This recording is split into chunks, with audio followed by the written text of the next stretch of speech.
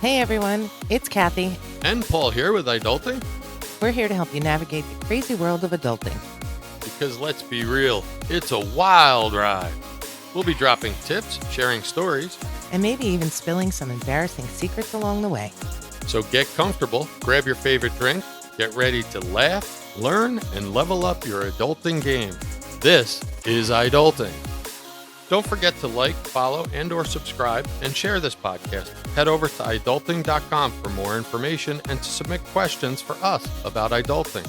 And maybe even pick up some of our new merchandise. And if you know any fellow adults who need some guidance, send them our way.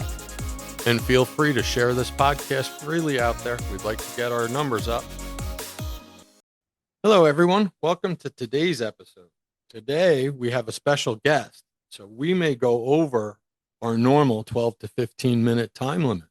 But we're going to talk about a skill and a process that's extremely important to young adults everywhere.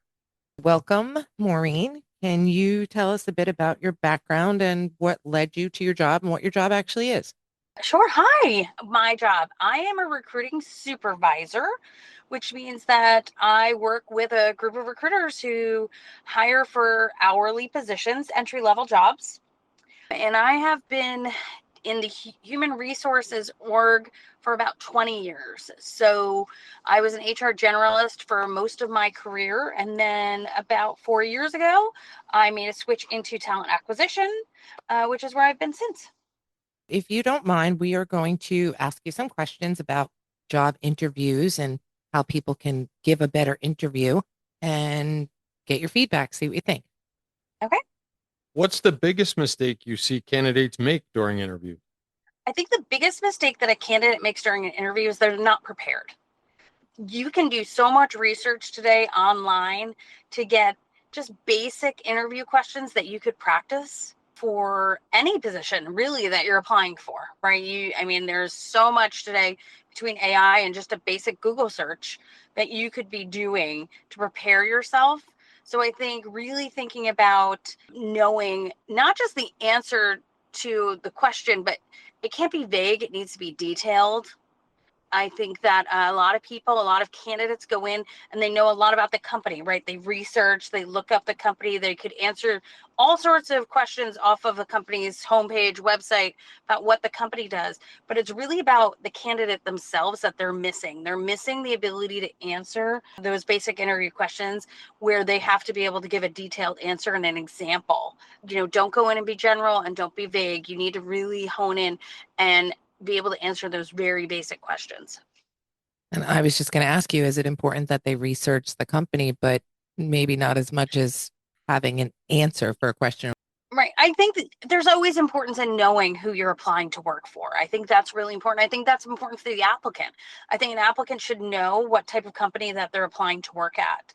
I think that applicants today are very educated in that aspect, right? They know what position they're looking for, what type of career they might want to have, what type of experience that they could bring to an organization. You still have to do that, and it is fundamental, but it's really for me going back and just saying, like, you have to be able to give examples of what you're going to bring to the organization. Should people looking for a job be building a LinkedIn profile? Is a LinkedIn profile important? I do think it is. I get all sorts of candidates that reach out to me on LinkedIn, and many of them aren't necessarily for the positions that my team or I recruit for. It's really comes down to networking. And I know so many people out there in recruiting across the human resources org. And I think people have to realize that LinkedIn is a networking platform, right? It's there for you to be able to look for a position, but it's also to be able to put yourself out there and make connections you wouldn't normally be able to make. You're not going to be able to reach out to or meet maybe the vice president of some company, but if you made a connection with them on LinkedIn, they may accept it. So you start to build that network that you're looking for, especially if you're looking to work in a very skilled area where you're going to have a lot of expertise to bring. And I think it's really important, especially today, that you start doing that out the gate as soon as you start looking for a job, because people do so many things and can do so many things that they will be able to bring to the table. Talking about LinkedIn, do you think newer people to the whole LinkedIn concept should be contributing, like posting to it. I use LinkedIn with work and I use it with much of my network to see what's going on, current trends in our industry. I haven't published articles with it or on it, but I know a lot of people have. Is that something that would be important for like the entry level or more of just the networking? I think it's more than networking for me. I think if you're going to publish something on LinkedIn, you need to have the experience, right? Many people I know who are making a transition in their career, and they're able to publish things for areas that they've worked in before, and they're bringing that level of expertise. But I think when you're first starting out and you're first starting on, building your resume, on LinkedIn, that you want to be able to start doing things. Again, it's networking. So building out your network, maybe following companies, looking for those trends to be able to see trends in the market, all those types of things. I think you really, if you're going to publish on LinkedIn, really be mindful about what you're saying, because like any other social media platform, it's going to live there. People Right. are going And to see it. LinkedIn, particularly for us, we'll use it in the emergency management and emergency medical services. We'll get regional and even larger views and opinions of different policies and different hot topics. It's certainly a different flavor of social media. Right. And I do think that's another point, Paul. Thank you for bringing that up, is that you do need to be professional. It's a professional platform. You want to be keeping it professional. It's about your professional accomplishments. I think when people bring personal in, it's more maybe around fundraising or events, things like that, causes that they care about. Those types of things are, I think, okay on LinkedIn. It's really there to be this professional platform for you, to be able to build your career. And speaking of social media, do you guys check? I know in emergency management and in the fire service in my previous life, we heavily check other social media for applicants. Do you guys do that in a normal process? An outside civilian is, I guess, what I'm asking. Yeah, no, absolutely. So to be honest, I think it depends on the company. It depends on the position. Paul, my company today, no, we are not checking every applicant, but we hire thousands of people Okay. a year. And so we are not necessarily checking every person's social media presence. We don't have that as part of our recruiting profile. Plus, I don't think that it's fair to necessarily do that to all candidates. Once someone gets through the process and they're being hired, if something's not appropriate on their social media and it's brought to your company's attention, does that cause them to lose their job? It would depend really on what the situation is. I think we would definitely have a conversation. That is something that human resources would most likely be dealing with at the location that you're hired for. And I think that they would be very mindful to have a conversation with you before we ever make a decision. And it would have to be really egregious what you've done that would be brought to our attention for us to say, hey, I don't think this is going to be a good fit. Now, as a recruiter working in talent acquisition, do you actually read every application or is there a secret to getting it noticed? And I think this is again where it'll vary based on industry, position, things like that. Myself, right, I'm hiring a lot of entry level positions. Do we read every application? I'm going to be honest, no. We don't look at every single resume. What we do most likely start out with, though, is questionnaires. There's going to be qualifying questions that are asked. And that's really where we start when we look at applications. What is your availability? How many years experience do you potentially have? Because there are times where, even though it's more entry level, maybe we are looking for somebody who's got a year or more of experience to kind of fill a gap that we have. You're going to answer skills based questions, and depending on how many of those you meet. But I think the thing I will tell you is to be honest on your application, really read through those qualifying or questionnaire questions that they might ask you, because that's the key to, okay, now we're going to go look at your actual resume. For entry level people answering those, should they include volunteer things and youth involved things in those questions as experience? Absolutely. I think that when you first start out and you're building that resume and you're thinking, what am I putting on here? I think of how much work and effort high schoolers even do today to get into college, right? They have a ton of volunteer or intern type of hours that they're doing. I think the same thing hopefully follows through for a lot of people in their college years, that they continue on that path of volunteering or doing internships. And that is experience that you're getting. If it's relevant, obviously, to the position that you're applying for, but I think that you need to be putting that in, and it is relevant experience that you should be listing. And are there things you should leave off? Like if you're a young person and you had a job for 2 weeks when you were 15, didn't work out and you quit. Are those things that you can just kind of not put on a resume? Absolutely. You want to put on your resume the places that you have worked that are going to bring value to the position you're applying for. And I'm not saying to leave out, jobs because they're not maybe relevant to the position you're applying for. But as you said, Kathy, I think you think about when you're first starting out, you are going to maybe have some jobs that aren't a great fit and you don't last very long, or you choose not to stay. You don't have to put those on there. But I think it's really, for me, is make sure that you make the jobs that are most relevant to the position you're applying for, that are relatable. You want those to speak volumes on your resume compared to, if you're applying to be working in a restaurant atmosphere and you have even cashier or hostess experience, you want that listed. Maybe you don't have to put the hours you did at an animal shelter. You want to make sure you're putting what's relevant on there. Should you tilt that information? Say you did hostess at a restaurant. Should that description be tilted towards the job you're going for? In other words, if I was going for a customer service job, I would write my description towards customer service experience versus if I was trying to move up in restaurant management, I might tilt it towards the more technical side of restaurant. I do think that you need to do that. And I think not many people do this today. I think they make their resume really general.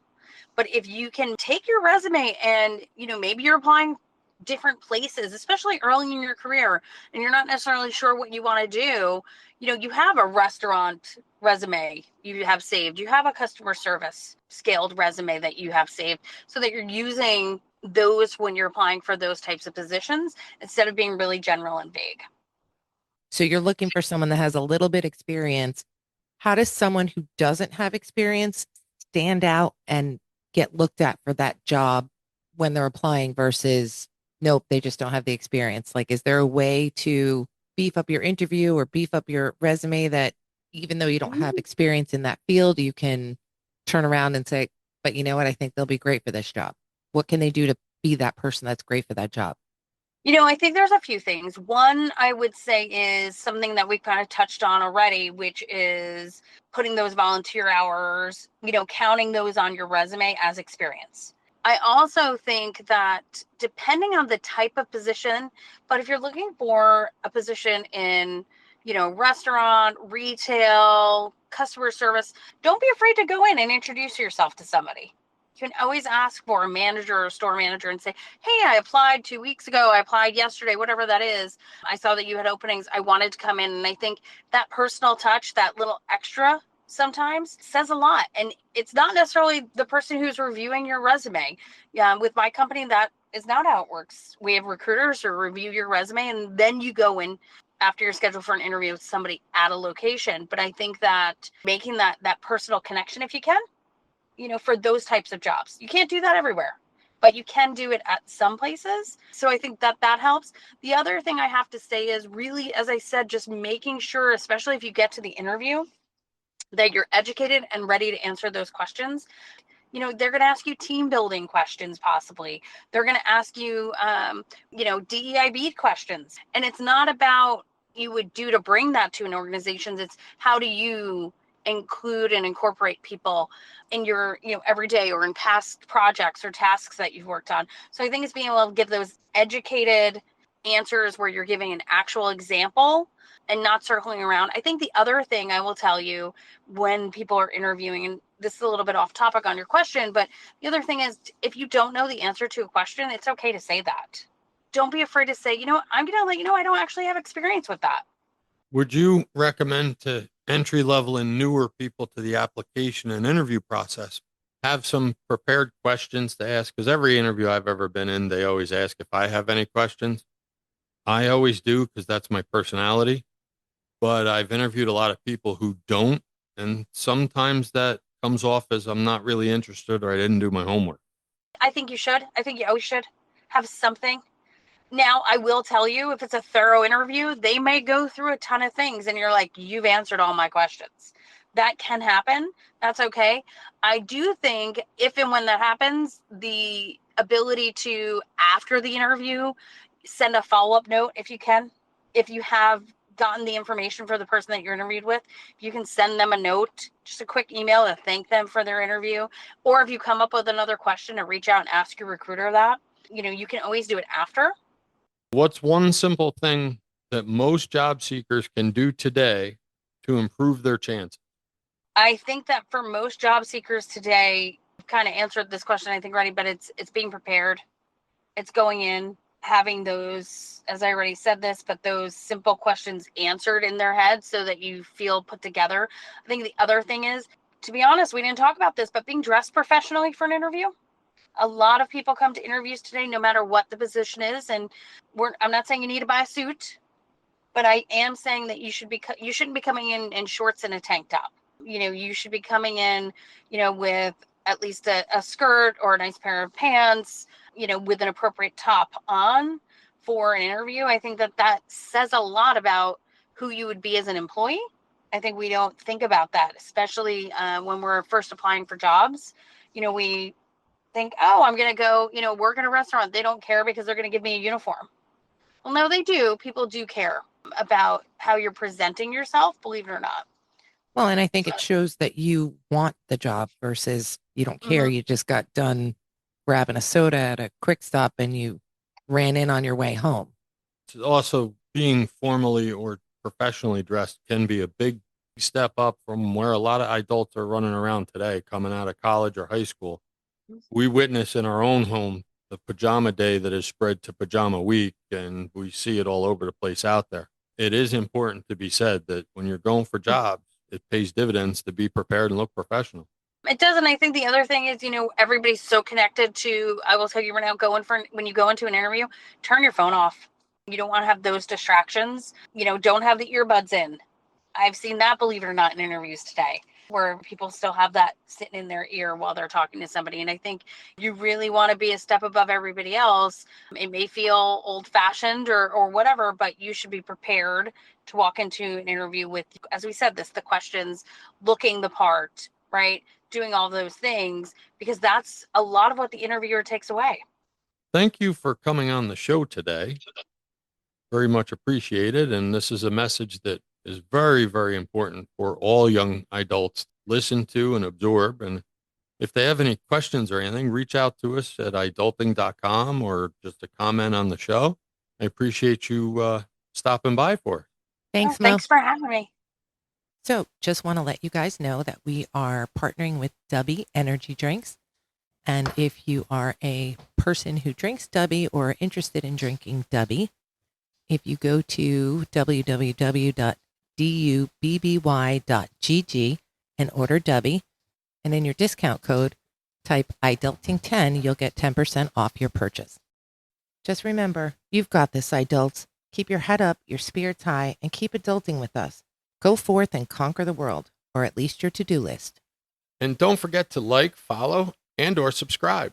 Tell your friends, share the podcast, and head over to iDulting.com for more information and to connect with us.